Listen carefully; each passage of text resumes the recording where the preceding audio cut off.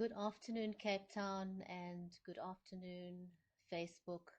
Thank you for joining us today. I'm your host, Brigetti Limbanda, and today we are bringing you some insight into how the farm murders and violent crime relates to our food security.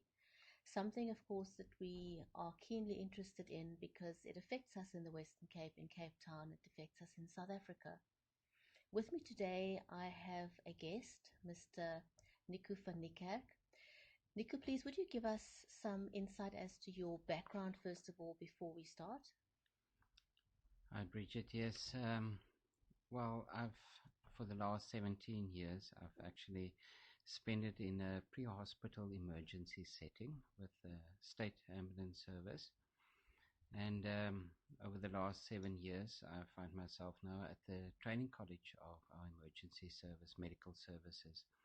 So, and can basically say over the last 17 to 18 years, I've had exposure to this type of setting within the Western Cape. Thank you very much for that, and welcome to the show. So, what we want to find out from you is we find it hard to wrap our minds around why violent crime occurs. And as I mentioned before, in particular, we are dependent on our farmers. We are dependent on the crops that they produce. We are dependent on food, despite the fact that we have a drought. At a very alarming rate, our farmers, sadly so, are committing suicide because they find it hard to watch their crops die, and more importantly, they find it hard to watch the animals die. But on top of this, we have an alarming rate of farm murders. And very often, these murders are of an extremely violent nature. And when we look at what we read in the press, this is not driven by robbery. So there has to be an alternate motive or reason why this is happening. And so I've asked you to come into studio today to help us understand this to some extent. Because I think a lot of people like myself have a hard time wrapping our heads around why this happens. Could you give us an overview of what contributes to the criminal element and the development thereof as it relates to violent crime and farm murders? Okay, yes. To answer that, I'll have to draw from my personal experience, if I can relate some of that to you. Um, well, you'll find that situation unique in the Western Cape as far as our areas demarcated from previous years of segregation between the different colors and race of people. We've got the type of setting where at 1 o'clock in the morning you find children the age of 4 to 6 roaming the streets. You approach them and you ask them as to whereabouts they stay, why they're not at home at this hour of the morning, and they will relate to you a story as far as the mother is hooked on alcohol, and the father is hooked on substance abuse items like tick or mandrax. And they will share with you the story that if they should go home, they are very likely to receive a beating, and they would only be able to return home in the early hours with the first light of day returning. And then it's the same children that you see there that will never experience any affection from their parents. They won't understand what it means to demonstrate or sympathize love, emotion that is unfortunately missing within their setting of life. The other thing that they observe is within their neighborhoods, those people that is successful, those people that gains a respect within the community and will have possessions are those that affiliated themselves with a criminal body like gangsters, and those that violently will take those belongings from somebody else. And this is what they observe on a daily basis. And as they grow up, they then have the choice.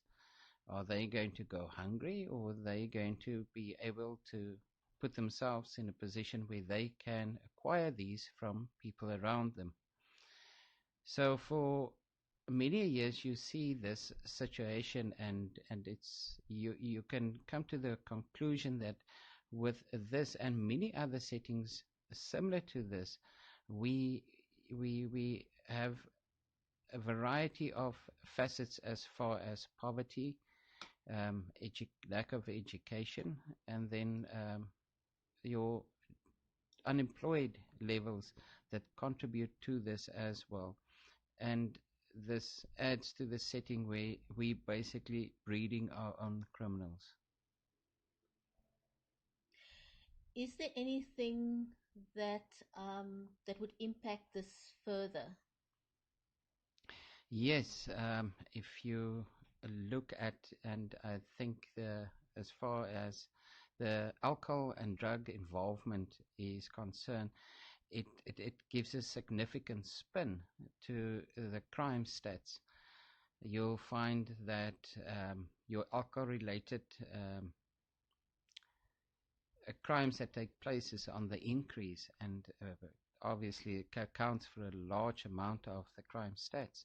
You'll find that those crimes related to drug abuse, and we understand the need that the financial part of gaining these drugs is concerned is not always there, and this has contributed and spiked violent crimes towards the finding the finance to fuel the habit.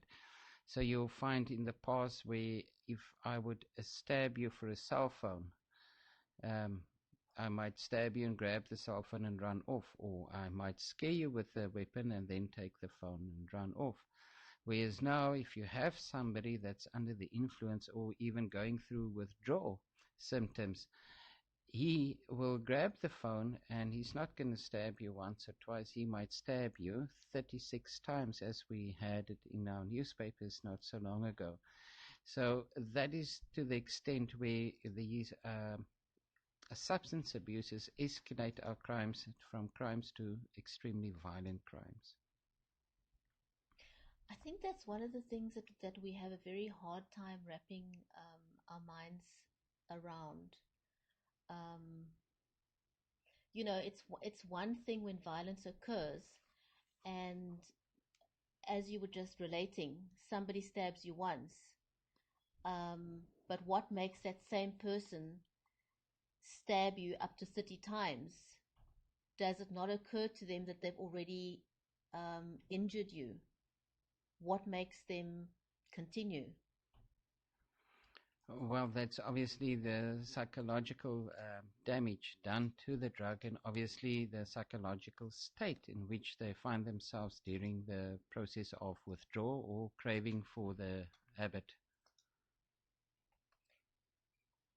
So you're saying that in most cases this is in fact drug. There's a strong relationship to drug abuse or with drug abuse. And most definitely, you'll find your violent crimes, as far as with specifically in the category of personal robberies, etc., that has increased the amount of violence as far as your normal robbery stats is concerned. Okay. Um, and if we're looking at stats or statistics overall, how do we fare in terms in the Western Cape anyway? How do those statistics look in terms of violence in general and violence against our farmers? Well, so if we look at sexual assault in the Western Cape, it's a 6% increase over 2017 Robbery alone is 0.7, and then robbery with aggravated circumstances is a 1.3% increase. Nationally, you're looking at car hijackings that went up by 14.5%. You're looking at robbery at residential areas, a 7.3 increase, and your non-residential robbery also increased. Car hijackings in the Western Cape specifically has increased at 8.3%. So we can see with the crime levels that we're currently looking at it's swinging out of control. So, and these statistics, where do we get these statistics from? Well, I think part of the posting, there's various sites, reputable sites, that will list your latest South African crime stats. And the last crime stat date basically runs from 2016 to March 2017. Okay, and these statistics are available on Crime South Africa, the SAPS website. Is that correct? That is correct. Just a point of interest, there's some learned people that believes that a lot of the stats is skewed, especially within South Africa with the increase of your general crime. They find that these numbers listed here are only those cases that was reported, and that a large amount of cases is not reported due to the lack of faith within the police service. And that is unfortunate that would happen, isn't it? Yes, if you look at, if I can just relate some stats to you, that currently they say that your community reported serious crimes is at 81.7, and then they oppose that to crimes detected as a result of police action is only at 18.3%. So we can see that the police force is losing against the tide of crime. I don't know what the answer is, but I think, today we really just wanted to give people an overview or an understanding of why such violent crime occurs in our farming community. Um, because, as I said in the beginning, we find it very hard to wrap our minds around why that happens. I don't even know how we can stop this, what the answers are. We discussed this before the broadcast, and you were saying that um, it's very broad and very wide, and I think it's difficult to even understand how we can stop this wave of violent crime. Um, but I wanted to just get some insight as to why this happened. And you were saying that a big contributing factor is, of course, is drugs. Um, in your personal opinion, do you think that there is a way, you know, and how do we first start addressing this? Is it something the um, that the medical profession needs to look at? Is it something that the police services need to look at? Um, do you have any, in your personal opinion, where do we start? Is there a starting point for this? Um, what would you say? Well, if you look at the current situation, as far as farm killings is concerned, if you look at the latter part of 2016 to the early part of 2017, um, the killings has increased from at 1.8%. And if you nationally look at the stats, it's about 156 farmers per 100,000 killings, which if you want to equate this down, it will bring you to a 34 to 1. And if you want to equate this further, you can basically state that being a commercial farmer in South Africa, you are 4 times more likely to die from being murdered than your general population out there.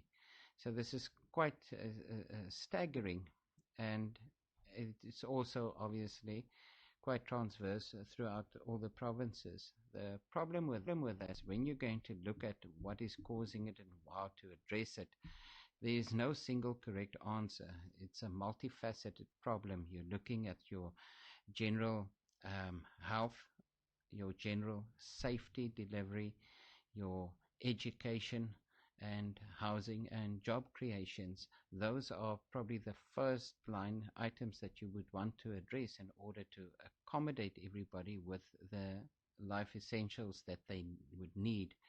Second to that, our under-resourced police service has completely lost the onslaught that they face as far as crime is concerned. We see with our latest reports of corruption within the police force, that's currently a problem as well.